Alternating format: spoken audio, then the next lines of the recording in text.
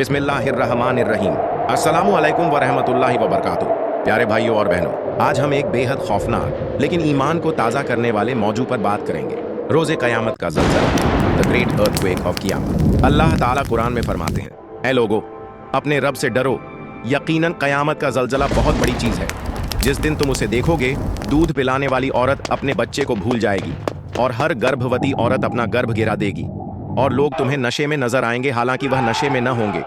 लेकिन अल्लाह का अजाब बहुत सख्त होगा, जब जमीन अपनी पूरी शिद्दत के साथ हिला दी जाएगी और जमीन अपने बोझ बाहर निकाल फेंकेगी। यह आयतें बताती हैं कि कयामत के दिन जमीन ऐसा लरजेगी जैसा कभी नहीं लरजी होगी।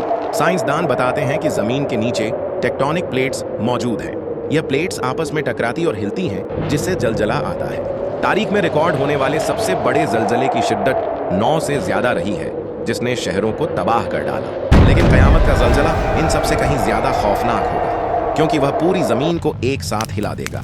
आज की साइंस अभी तक जलजले की सही प्रेडिक्शन पेशगोई नहीं कर सकी। वह सिर्फ यह बता सकती है कि कहाँ खतरा ज्यादा है, लेकिन कब जलजला आएगा यह अल्लाह के इल्म में है। जैसा कि कुरान में आया है, कयामत का इल्म सिर्फ अल्लाह के पास है। कुरान कहता है, जमीन अपने बोझ निकाल फेंकेगी। साइंस कहती है, जमीन के अंदर लावा, धातुएं और गैसें मौजूद हैं जो एक दिन बाहर निकल सकती हैं। कुरान कहता है, जमीन लरज उठेगी। साइंस कहती है, अगर जमीन की तमाम प्लेट्स एक साथ हिल जाएं तो पूरी धरती हिल सकती है। कुरान कहता है, यह जलजला कयामत की निशानी है। साइंस भी मानती है कि ऐसा जलजला मुमकिन है, लेकिन उसका वक्त कोई नहीं जानता। प्यारे भाइयों और बहनों, दुनिया के जलजले हमें यह सबक देते हैं कि इंसान कितना कमजोर है। हम बड़ी बड़ी इमारतें बनाते हैं, लेकिन एक झटका सब कुछ मिटा देता है।